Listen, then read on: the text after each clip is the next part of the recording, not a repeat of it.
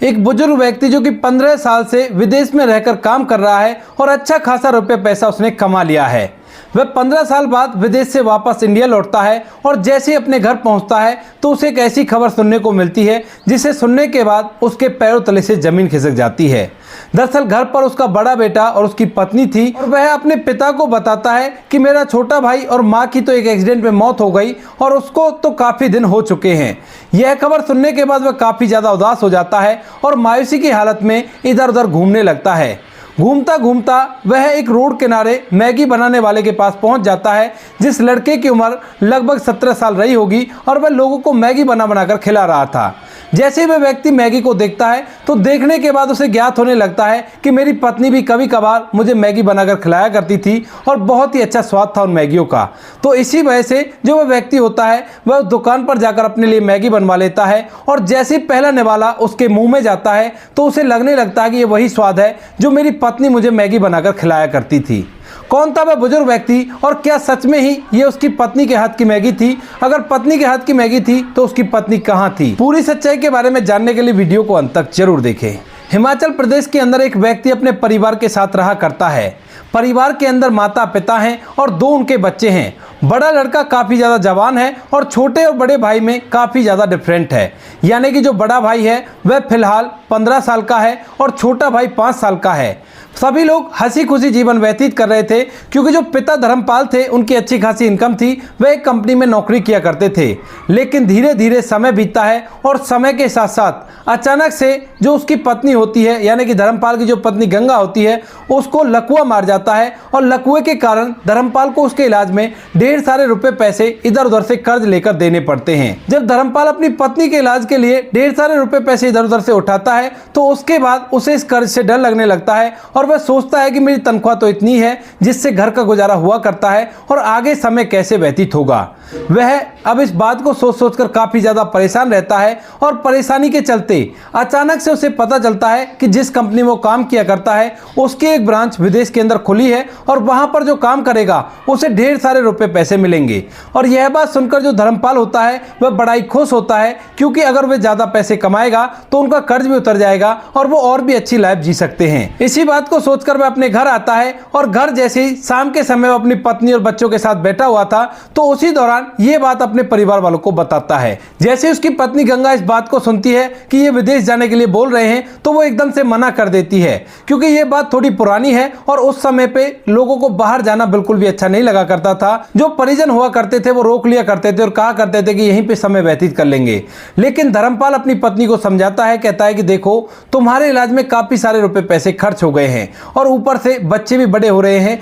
इनका भविष्य भी देखना है। अगर ये पढ़ लिख जाएंगे तो अच्छे से जीवन व्यतीत हो जाएगा और हमारे पास पैसा रहेगा तो भी बहुत अच्छा रहेगा। इस बात को सुनकर पत्नी थोड़ी देर तक शांत हो जाती है, लेकिन तभी जो बड़ा बेटा सोनू होता है वह अपने पिता से कहने लगता है कि पिताजी आप सही कह रहे हो, अगर हमारे पास अच्छा खासा रुपया पैसा होगा तो हमारा बड़ा घर रहेगा, गाड़ी बंगला भी रहेंगे हमारे पास और हम अच्छे से जिंदगी जिएंगे। तो आप बेशक से चले जाओ, यहाँ की पूरी जिम्मेवारी मैं अपने कंधों पर उठा लूंगा क्योंकि मैं अब जवान हो चुका हूँ। इसके बाद परिवार में और भी कुछ बातें होती हैं और बातों के बाद यह बात तय हो जाती है कि जो धर्मपाल है वो यहाँ से विदेश जाएगा और विदेश जाकर अच्छे खासे पैसे कमाएगा। उसने अपने बेटे का बैंक अकाउंट खुलवा दिया था और यहाँ से अपने परिवार से विदा लेकर अपनी आंखों में आंसू लेकर वह निकल जाता है और यहाँ पर अपने पूरे परिवार को छोड़कर गया था। परिवार में उसकी पत्नी गंगा, बड़ा बेटा सोनू और छोटा बेटा प्रमोद जिसकी उम्र फिलहाल 5 साल है, उन सभी को छोड़कर वह वहां से विदेश चला जाता है और वहां पर जाकर पैसे कमाने लगता है। पैसे कमाने की भगा दौड़ में वह इतना व्यस्त हो जाता है कि महीने टू महीने अपने परिवार के लिए पैसे तो भेज दिया करता,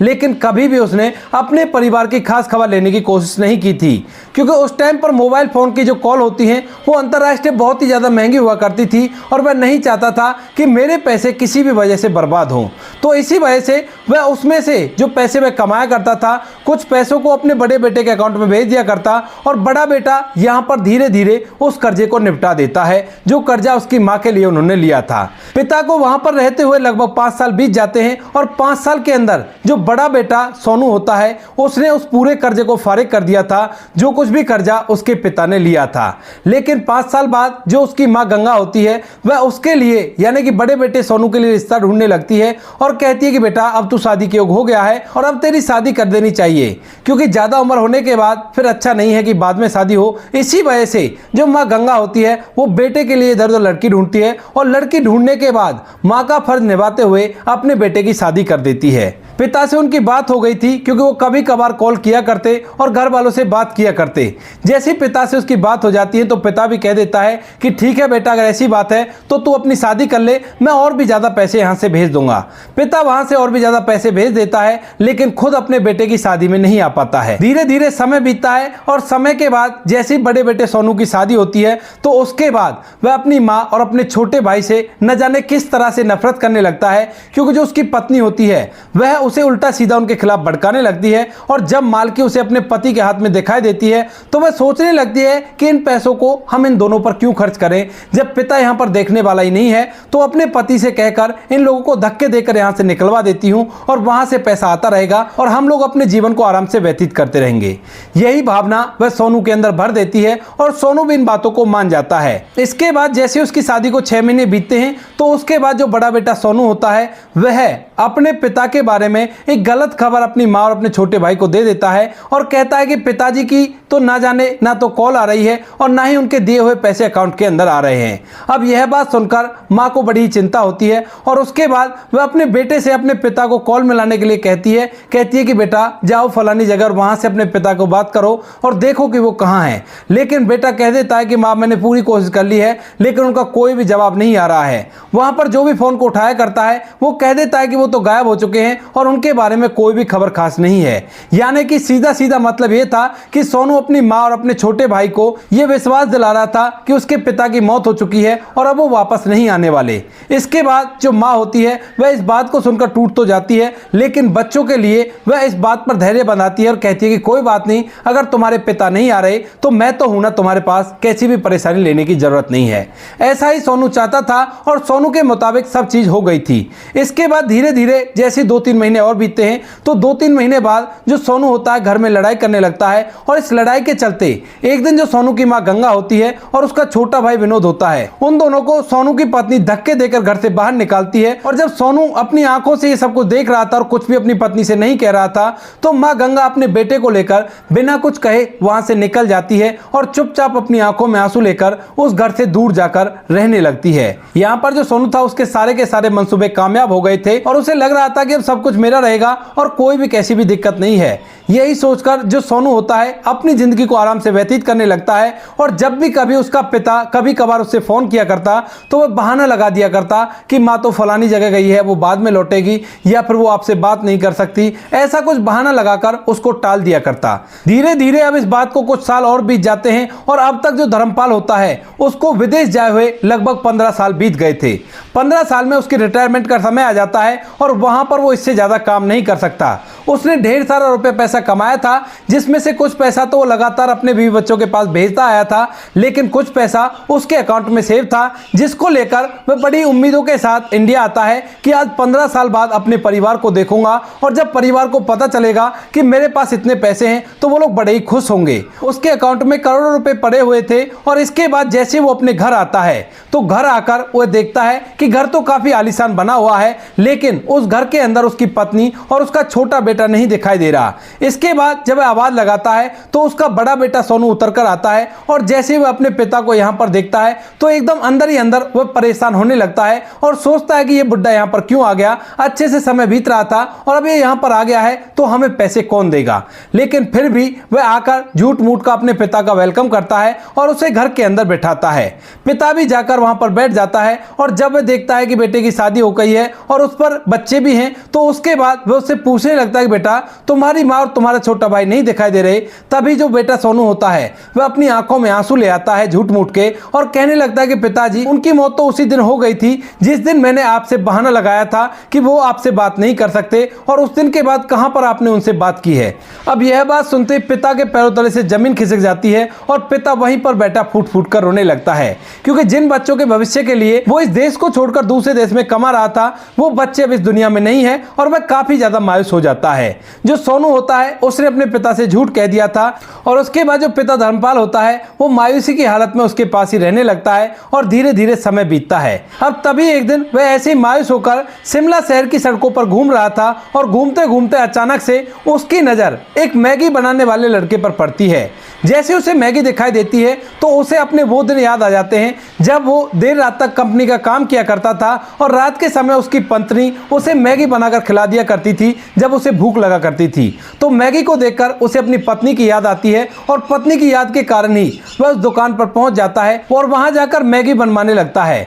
एक लड़का था जो कि नौजवान था, वह वहां पर खड़ा होकर मैगी बना रहा था और थोड़ी देर में वह उस बुजुर्ग व्यक्ति धर्मपाल का ऑर्डर तैयार करके उसके सामने कर देता है। अभी तक धर्मपाल ने अपने बेटे को रुपए पैसों के बारे में कुछ भी नहीं बताया था कि मैंने ढेर सारे रुपए पैसे कमा रखे हैं, क्योंकि अभी तक वो अपनी पत्नी और बच्चे का गम ही नहीं भुला पाया है। इसके बाद जैसे उसके सामने मैगी आ जाती है तो वो पहला निवाला मैगी का अपने मुंह में लेता है और मैगी का पहला निवाला खाते ही उसे यह स्वाद वही लगता है जो उसकी पत्नी उसे रात के समय बनाकर खिलाया करती थी। यह बात देखकर वह एकदम से उस लड़के की तरफ गौर से देखने लगता है, लेकिन वह उसे नहीं पहचान पाता है और इसके बाद वह उससे पूछने लगता है, बेटा ये बताओ ये मैगी तुमने कहां से बनानी सीखी। तो इसके बाद जो लड़का होता है वह कहने लगता है कि अंकल ये मैगी तो मेरी माँ बनाया करती थी और उन्होंने ही मुझे इसे बनाना सिखाया है। तो उसके बाद वो कहने लगता है कि कहाँ है तुम्हारी माँ। तो वो कहता है कि अंकल मेरी माँ की तबीयत काफ़ी ज़्यादा खराब है और वह फिलहाल हॉस्पिटल में एडमिट है। डॉक्टर ने कहा है कि इनका ऑपरेशन करना होगा और ऑपरेशन के लिए मुझे लगभग 1 लाख रुपए चाहिए होंगे और मेरे पास इतने पैसे नहीं है। अब यहाँ पर इन मैगियों को खाने के बाद उसे अपने बेटे और अपनी पत्नी की याद आ गई थी। इसी वजह से जो बुजुर्ग व्यक्ति होता है उसे 1 लाख का चेक काट कर दे देता है और कहता है कि ये लो बेटे अपनी माँ का इलाज अच्छे से करा लेना, क्योंकि तुम्हारी मैगी को खाने के बाद मुझे किसी की याद आ गई है। अब वह लड़का काफी ज्यादा स्वाभिमानी था, वह कहने लगता है कि नहीं अंकल हम आपसे इतने पैसे नहीं ले सकते। लेकिन जो धर्मपाल होता है वो कहता है कि बेटा तुम मेरे बेटे की उम्र के हो और तुम्हारी मैगी को खाने के बाद मुझे पत्नी और अपने छोटे बेटे की याद आ गई है, जो आज जिंदा होता तो तेरी उम्र का होता। तो उसके बाद जो लड़का होता है वह उससे पूछने लगता है कि आपके बेटे का नाम क्या था और वो लोग कहां पर रहा करते थे। तो उसके बाद जो धर्मपाल होता है उसे अपने छोटे बेटे के बारे में सब कुछ बताता है और जैसे वो उसका नाम बताता है कि प्रमोद मेरा बेटे का नाम है और गंगा मेरी पत्नी का नाम है, तो एकदम से वो बड़ा ही हैरान हो जाता है और कहने लगता है कि अंकल ये इत्तेफाक है या ऐसा भी कुछ हो सकता है। दरअसल मेरे भी पिता की मौत हो गई है, वो विदेश कमाने के लिए गए थे और मेरी माँ का नाम भी गंगा है और मेरा नाम प्रमोद है। इस बात को सुनकर जो धर्मपाल होता है उसे बड़ा ही आश्चर्य होता है और वो कहने लगता है कि कहीं तुम्हारे पिता का नाम धर्मपाल तो नहीं। तो वो कहता है कि हाँ अंकल सच में ही मेरे पिता का नाम धर्मपाल था, लेकिन मेरे बड़े भाई ने बताया कि उनकी मौत हो गई है और वो अब यहाँ पर वापस नहीं आने वाले। अब यह बात सुनकर जो धर्मपाल होता है वो पूरा के पूरा खेल समझ चुका था कि उनके बड़े बेटे ने इधर उसके छोटे बेटे और उसकी पत्नी को धोखा दिया था और उससे भी कुछ ऐसी बातें कही थी। इसके बाद जो धर्मपाल होता है वो उसे एकदम से गले लगा लेता है और उसकी आंखों से आंसू टपकने लगते हैं। मैगी वाला लड़का परेशान है और सोच रहा है कि इस बुजुर्ग व्यक्ति ने मुझे गले क्यों लगाया है, लेकिन तभी जो धर्मपाल होता है वो कहने लगता है कि बेटा शायद तुमने मुझे नहीं पहचाना, क्योंकि काफी दिन हो गए ना तुमसे अलग हुए और अब मैं पहले जैसी शक्ल का भी नहीं रहा ना, बूढ़ा हो चुका हूं। मैं तेरा ही पिता हूं और तुम्हारे भाई ने तुमसे सरासर झूठ बोला था और यही बात उसने मुझसे कही थी। इस बात को सुनने के बाद जो छोटा लड़का प्रमोद होता है उसको पहले तो इस बात पर विश्वास नहीं होता, क्योंकि उसके भाई ने सब कुछ अच्छी तरह से किया था, कोई भी शक की गुंजाइश नहीं छोड़ी थी। लेकिन जब वह उसे बचपन की कुछ ऐसी बातें याद दिलाता है जिन बातों के बारे में प्रमोद को भी थोड़ा थोड़ा धुंधला धुंधला याद है, कुछ घर की बातें या माँ को जो परेशानी हुई थी उसके बारे में और किस तरह से वो उसे छोड़कर गया था, तो अपने बच्चे को जो चीज देकर गया था, तो एकदम से प्रमोद को भी याद आ जाता है और वह समझ जाता है कि सच में ही ये मेरा पिता है। इसके बाद जो प्रमोद होता है वह भी उन्हें कसकर गले से लगा लेता है और कहता है कि पिताजी हमारी जिंदगी बहुत बद से बदतर हो गई है। जब से भैया की शादी हुई है तो उसने हमें धक्के देकर घर से बाहर निकाल दिया और भाभी हमसे लड़ाई किया करती है। मैं और माँ अपनी जिंदगी को जैसे तैसे व्यतीत कर रहे हैं और काफी काफी दिनों से हम इस होटल को चलाकर गुजारा कर रहे थे, लेकिन जब माँ की तबीयत खराब हो गई है तो उसके बाद माँ हॉस्पिटल में है और मैं थोड़े थोड़े पैसे इकट्ठे कर रहा हूँ ताकि उनका इलाज करवा सकूं। तभी जो धर्मपाल है वो उसे बताता है कि बेटा तुम चिंता मत करो, मेरे पास ढेर सारे रुपए पैसे हैं और तुम्हें कैसे भी परेशान होने की जरूरत नहीं है। चलो मेरे साथ अभी के अभी हम चलते हैं और तुम्हारी माँ का अच्छे से ट्रीटमेंट कराएंगे और एक बड़ा सा आलीशान घर लेकर उसके अंदर हम रहा करेंगे।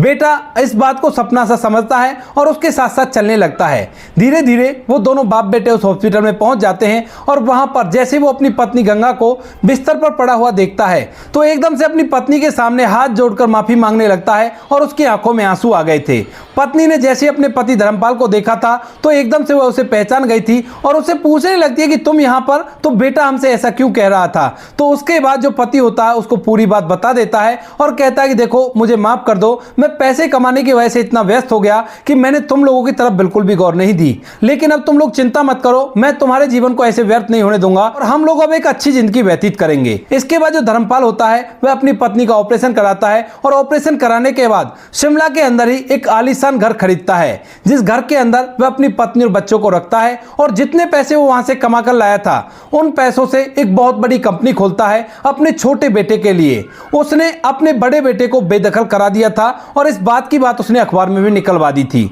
लेकिन बड़े बेटे को इस बात के बारे में कुछ भी नहीं पता था और वह तो उन पैसों से एंजॉय कर रहा था जो पैसे उसके पिता की कमाई थे। लेकिन वो कहते हैं ना कि धीरे धीरे पैसा खत्म हो जाता है और ऐसे ही करके जो बड़ा लड़का होता है सोनू, उसके पैसे भी खत्म हो जाते हैं और इसके बाद वह उस पैतृक घर को भी बेच देता है जो इस घर के अंदर वो रहा करता था। पिता धर्मपाल को पता चल जाता है कि वो अपने घर को बेचने की कोशिश कर रहा है, लेकिन वह उसे कुछ भी नहीं कहता क्योंकि उस पैतृक घर को उसने उसके लिए छोड़ दिया था और कहा था कि कोई बात नहीं, इसको बेच लेने दो। वह अपने घर के फर्जी डॉक्यूमेंट बनाकर उस घर को बेच देता है और उन पैसों को भी कुछ दिनों में खत्म कर देता है। जब उसकी हालत काफी ज्यादा खराब होने लगती है, उसकी पत्नी उससे उल्टा लड़ाई करने लगती है, तो उसके बाद मजबूरन वह कमाने के लिए इधर उधर घूमने लगता है, लेकिन कहीं पर भी उसे काम नहीं मिलता है। 2 से 3 दिन से ज्यादा वह किसी भी काम पर नहीं टेक पाता है क्योंकि वह बहुत बड़ा आलसी था और आलस होने के कारण वह किसी भी काम को मेहनत से नहीं करता है। तो कंपनी वाले उसे निकाल दिया करते हैं और ऐसे ही घूमते घूमते एक दिन वो अपने छोटे भाई की उस कंपनी में पहुंच जाता है, जिस कंपनी के अंदर छोटा भाई अच्छी तरह से अपने जीवन को व्यतीत कर रहा था और अब तक छोटे भाई की शादी भी हो चुकी थी। जैसे वो वहां पर जाकर काम के लिए पूछता है तो एकदम से छोटा भाई जब अपने बड़े भाई को देखता है तो अपने पिता को बुला लेता है और कहता है कि पिताजी आपको कुछ दिखाना है, यहां पर आइए। इसके बाद जब बड़ा भाई अपने पिता को देखता है तो वह पूरी तरह से हैरान हो जाता है क्योंकि अब तक वह सोच रहा था कि जो पिताजी है वो मां और छोटे भाई की मौत के गम के कारण अपने आप को इस दुनिया से विदा कर चुका होगा और न जाने कहां चला गया होगा, लेकिन उसे यह नहीं पता था कि पिता ने ढेर सारे रुपए पैसे कमाए हैं और उन पैसों से उसने अपने छोटे बेटे और अपनी पत्नी की जिंदगी को सुधार दिया है। इस बात को देखने के बाद वह एकदम से अपने पिता के पैर पकड़कर माफी मांगने लगता है, लेकिन जो पिता होता है उसे धमकाकर वहां से निकाल देता है और कहता है कि बेटा तेरी भलाई इसी में है कि तू यहां से चला जा और तेरी जिंदगी जैसे व्यतीत हो वैसे व्यतीत होने दे, क्योंकि मैंने तुम्हें अपनी प्रॉपर्टी से बेदखल तो पहले ही कर दिया है। अगर तुम हमारी जिंदगी में टांग अड़ाओगे तो मैं उन कागजों को लेकर तुम्हारे उस घर की रजिस्ट्री को रद्द करा दूंगा और फिर देख लेना तुम्हें जेल तक जाना पड़ सकता है 420 के केस में। इस बात को सुनकर जो बड़ा बेटा सोनू होता है वह डर जाता है और चुपके से वहां से निकल जाता है। वह घर जाकर अपनी पत्नी को अपने पिता और छोटे भाई के बारे में बताता है तो पत्नी भी गिरगिट की तरह रंग बदलती है और उसके बाद ढूंढते ढूंढते वह उनके आलीशान घर पर भी पहुंच जाते हैं और वहां जाकर बहू अपनी मां और अपने ससुर के पैर पकड़कर रो रो कर माफी मांगने लगती है और जो ससुर होता धर्मपाल वह इस बार कुछ भी नहीं कहता और सारे के सारा डिसीजन अपनी पत्नी गंगा पर छोड़ देता है। लेकिन गंगा के साथ जो उसके बड़े बेटे और बहू ने किया था वह उसे अभी तक भूली नहीं थी और इसी वजह से वह उनसे यहां से निकलने के लिए कह देती है और कहती है कि निकल जाओ यहां से, मैं तुम्हें यहां पर 1 सेकंड भी बर्दाश्त नहीं कर सकती। इसके बाद बेटा बहू मायूस होकर वहां से निकल जाते हैं, लेकिन उनके दिमाग में मलाल रहता है कि अगर वो लोग सही तरह से रहते तो आज वो भी राज करते और अच्छी तरह से अपनी जिंदगी को व्यतीत करते। तो दोस्तों ये थी आज की कहानी। आपको कहानी जैसी भी लगे कमेंट सेक्शन में बता देना। वीडियो अगर अच्छी लगी हो तो वीडियो को लाइक और चैनल को सब्सक्राइब जरूर करें ताकि हमें थोड़ा सा हौसला मिल सके आप लोगों के लिए ऐसे अच्छे वीडियो बनाने के लिए। इन कहानियों को सुनाने का उद्देश्य किसी को परेशान करना बिल्कुल भी नहीं है। ये कहानी आपको इसलिए सुनाई जाती है ताकि आप लोग इन कहानियों में से कुछ ना कुछ सीख सको और अपने जीवन में उस चीज़ को अप्लाई कर सको। मिलते हैं किसी नेक्स्ट वीडियो में नए टॉपिक के साथ, तब तक के लिए जय हिंद, जय भारत, जय हिंदुस्तान।